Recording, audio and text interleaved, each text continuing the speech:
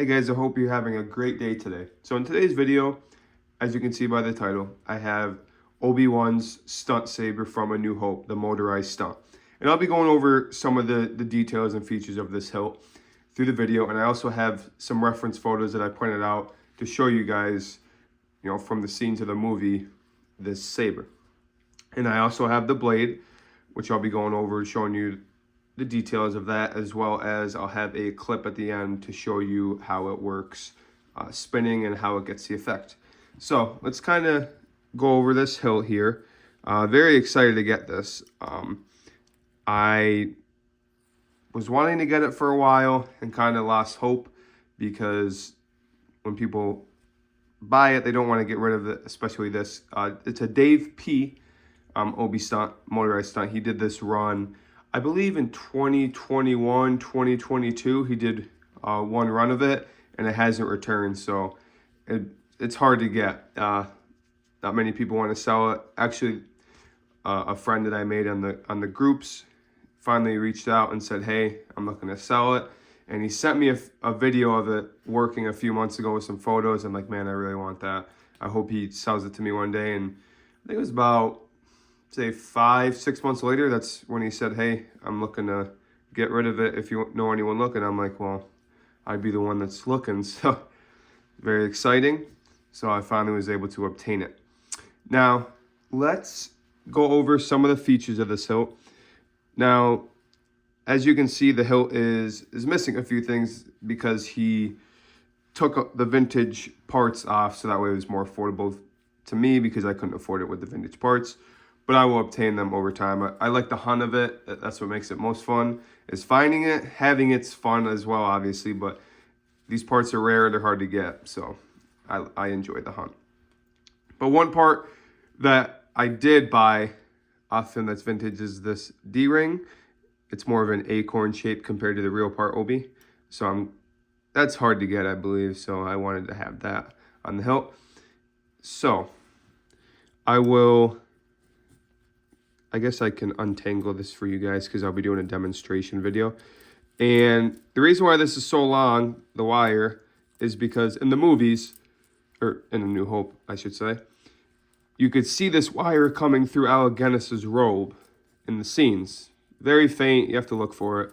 But I wanted that same effect to kind of imitate how they had it in the movies, making it more accurate. And you can see in a reference photo I'll show you, you can see this electrical nasty taped wire coming up his sleeve as well. And I wanted to keep that. So you have your cable here, and then you have your switch, your on and off switch, which this is a vintage switch, by the way, which is cool. And so obviously right here, you're missing your Graflex clamp. And there's a debate if there's transistors there, like the real part Obi. I believe to be that there is. There's no clear photo showing that. It's more or less Alec Guinness's hand position kind of around that, but you would think that the transistors would be there to imitate the real part Obi, the bell hanger. We don't know for sure, but evidence shows to me at least that there was transistors there. So I'm missing the clamp, the Graflex clamp, the vintage Exactor 20 bubble strip, the transistors with the washers, because I'm just gonna more or less make it more so real parts, because you would think that it would be like that. And then going up here, you have your grenade neck here, your grenade, which seems to be flat black to imitate the real part Obi. And then right here, especially, this is nice. It is, and I'll show you in the photos, it's a very paint matched accurate neck to the photos. Friend did a really good job paint matching this, and it looks great. And then you have your more of a flat black emitter, and I'm seeing some details in the emitter here, kind of like just little details, as you can see, in the neck. And then coming up to the neck, there's a little bit of weathering, I suppose, with the finish on the tip. And then you have your drive shaft rod poking up, and these two Allen keys hold tension to that rod, And these two Allen keys here on the emitter on both sides hold that assembly in place. I'm not going to break this hilt down because I don't know how it works internally. I don't want to mess anything up, but I'm just kind of giving you an overview of that. Now, one thing also that comes with the kit is this battery pack. Now, it holds 8 AA's, and you can clip this on your belt, which is great. Kind of imitate the movies. And then you have your on and off switch. And this plugs in. It only goes one way, so you can't mess it up. You're not going to fry anything. So, yep, that's your belt clip like the movie that has right there. And I didn't, so more or less the inside of this, long story short, you're going to have a bearing, a drive shaft, a motor, and this set screw here holds the motor in, and I believe as does this, or it sets the pommel in. I'm not 100% sure on that, but that's a set screw, and the Graflex clamp will cover that, so we'll be okay there. So now that I have the overview of the hilt out of the way, let's go and look at the reference photo I have.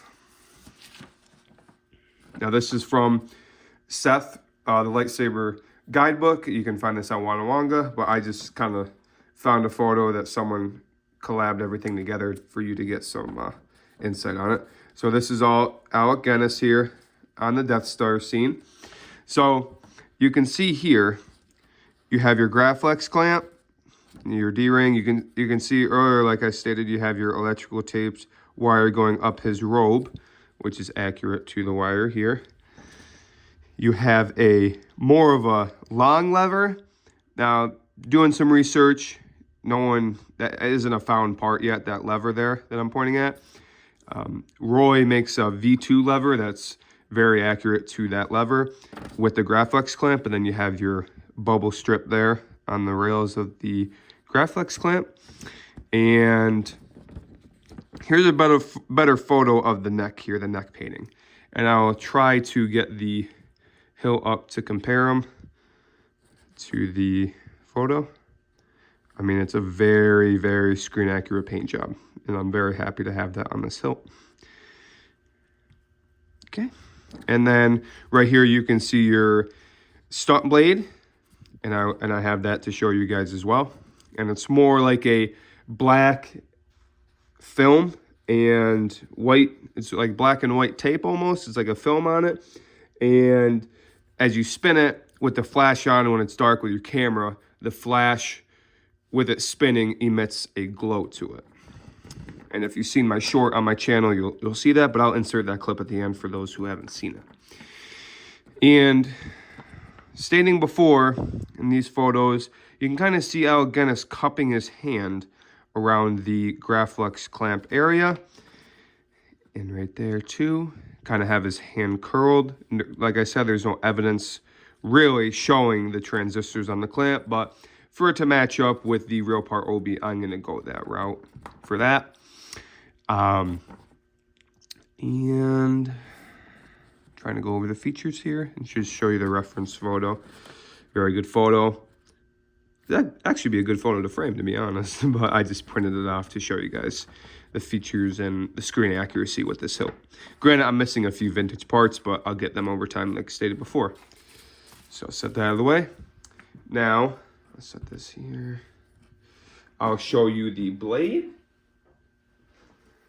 It's gonna be hard to get in the frame, but so I'm not exactly sure how long this is. I would say it's probably about 36 to 39 inches. But you see the white, it's having a hard time focusing.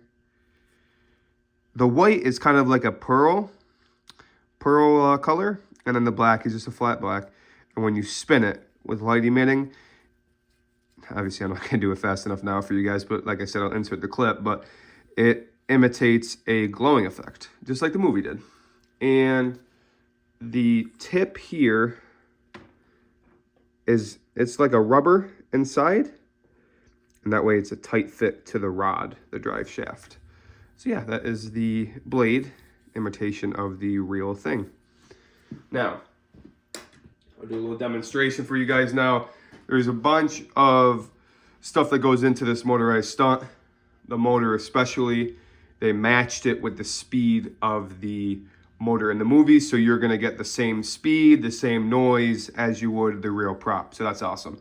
Dave P did a really good job, and so did my friend that I bought this from. He did an awesome job on this hilt. This hilt was a DIY kit. You can get them finished commissioned from Dave P or do it yourself, and my friend did the DIY kit, so that way everything's set up. And then also this hilt, you can either get the Obi Stunt or the I believe it was the V2 version, motorized from Dave P.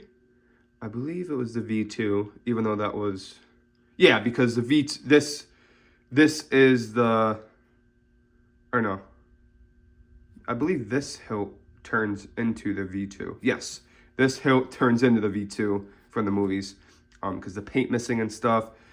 And yeah, so this turns into the V2, and Dave P sold both of these as kits, so you can get both, either a V2, Luke V2, or an Obi Stunt, A New Hope, because essentially they are the same hilt, being used later at a time for the V2. But so you can get either hilt DIY from Dave P, but I have the Obi because that's the OG. So, sorry about the confusion there. So let's get this plugged in, ladies and gentlemen. So like I said, it's, if the camera will focus here for you guys, it's just a one-way click like that. And then you just make sure that your pack is on, and you just turn the switch and it spins. Very cool. The shaft spins and you can hear the motor in there. Very cool effect.